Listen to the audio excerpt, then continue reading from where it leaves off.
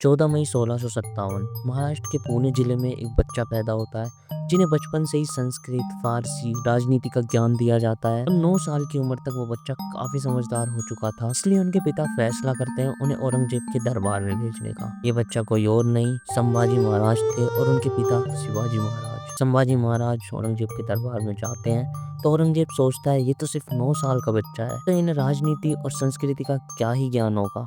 और उनसे पूछते हैं तुम एक मराठा हो, बताओ राजनीति और युद्ध का क्या राजनीति एक खेल नहीं, जिम्मेदारी होती है। और युद्ध तब जीता जाता है जब तलवार से नहीं, सोच से लड़ा जाए। ये सुनकर पूरा दरबार चुप हो जाता है। इसके बाद औरंगजेब ने संभाजी महाराज को दौलत का लालच देने की कोशिश करी। संभाजी महाराज बोलते हैं मराठा योद्धा सोना और दौलत से नहीं, अपनी तलवार की तेजी और सत्य से पहचाना जाता है। ऐसे बहुत से किस्से संभाजी महाराज के जो तुमने नहीं सुने होंगे, जैसे कि एक किस्सा 1681 का, जब औरंगजेब ने मराठा साम्राज्य पर आक्रमण किया। लेकिन संभाजी महाराज की युद्ध नीति के कारण औरंगजेब की बड़ी और विशाल सेना को युद्ध में हार का सामना करना पड़ा।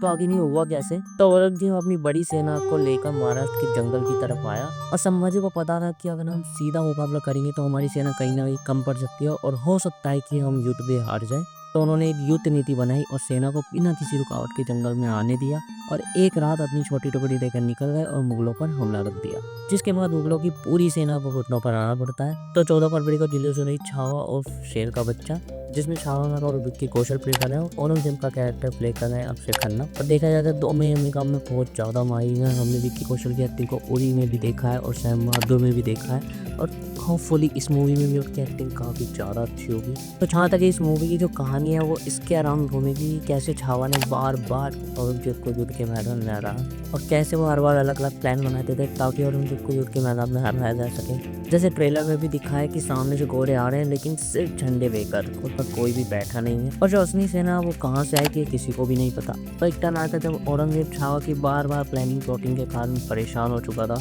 तो होपफुली मूवी में सब चीज़ें डिटेल में दिखाई जाएंगी।